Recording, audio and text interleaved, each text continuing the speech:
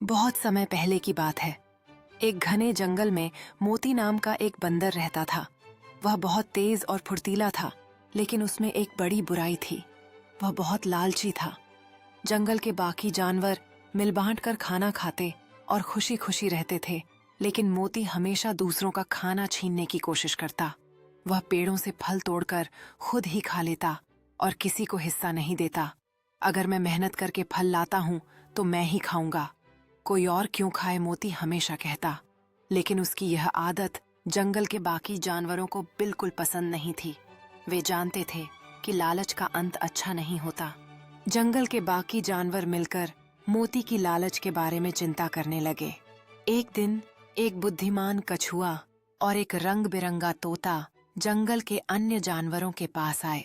वे सभी जानते थे कि मोती की आदतें कितनी खराब थीं और यह सोच रहे थे कि उसे कैसे समझाया जाए।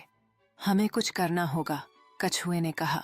तभी तोते ने सुझाव दिया, चलो हम एक योजना बनाते हैं ताकि मोती को उसकी गलती का एहसास हो सके।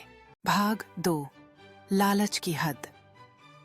एक दिन जंगल में बारिश के बाद मौसम सुहावना हो गया। सभी जानवरों ने सोचा कि वे झील के किनारे मिलकर पिकनिक मनाएंगे। वे अपने अपने हिस्से के फल, सब्जियां और बीज लेकर आए। हिरण, हाथी, गिलहरी, कछुआ, खरगोश, सब ने अपने अपने हिस्से का खाना एक जगह रखा। आज हम सब मिलकर यह खाना खाएंगे, हाथी ने खुशी से कहा। लेकिन मोती की आंखें उन रसीले फलों को देखकर चमक उठीं। आम, केले, अमरूद, जामुन, सब कुछ इतना स्वादिष्ट लग रहा था कि उसके मुंह में पानी आ गया।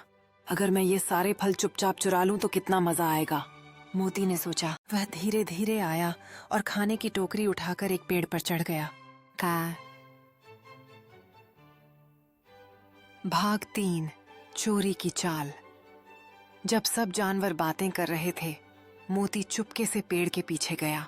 जब जानवरों ने देखा कि खाना गायब है तो वे चौंक गए। अरे, हमारा खाना कहाँ गया? गिलहरी चिल्लाई। सबने इधर उधर देखा, लेकिन मोती बहुत चालाक था। वह घने पत्तों के बीच छुप गया और मजे से फल खाने लगा। आहा, इतना स्वादिष्ट खाना! मोती ने खुशी खुशी केला खाया और फिर आम चबाने लगा। लेकिन उसकी इस हरकत से जंगल के बाकी जानवर बहुत गुस्सा हुए। सभी जानवरों ने मिलकर जंगल के राजा शेर के पास जाने का फैसला किया। राजा जी, मोती ने हमारे खाने की चोरी कर ली है, खरगोश ने कहा। शेर ने गहरी आवाज में कहा, चोरी करना बहुत बुरी बात है, मोती को इसकी सजा जरूर मिलेगी। सभी जानवर शेर के साथ मोती के पेड़ के पास पहुंचे।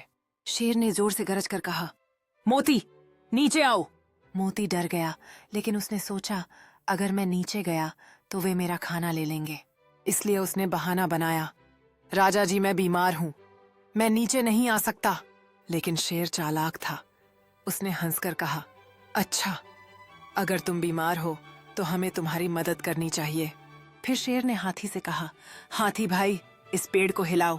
हाथी ने अपनी मजबूत सूंड से पेड़ को जोर से हिलाया। पेड़ इतना जोर से हिला कि मोती का संतुलन बिगड़ गया और धड़ाम, वह जमीन पर गिर पड़ा। मोती जमीन पर गिरने के बाद कुछ पल के लिए सन्न रह गया और सभी जानवर उसे ध्यान से देखने लगे।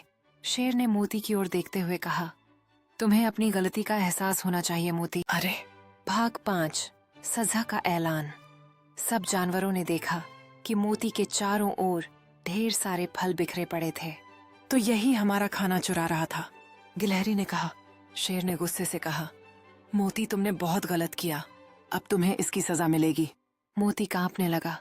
मुझे माफ कर दो राजा जी, अब मैं दोबारा ऐसा नहीं करूंगा। लेकिन शेर ने सिर हिलाया, माफी मांगने से तुम्हारी गलती नहीं मिटेगी, तुम्हें अपने लालच की सजा भुगतनी पड़ेगी। क्या? मोती चौंक गया।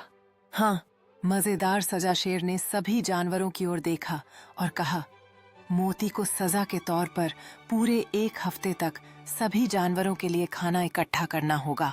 हाथी ने मुस्कुराते हुए कहा, अब तुम्हें हमारे लिए फल, बीज और सब्जियां लानी होंगी। अब मोती को हर दिन सूरज निकलने से पहले उठकर फल तोड़ने पड़ते और सभी जानवरों को खिलाने होते। वह खुद के लिए खाना लेने से पहले सबका पेट भरता।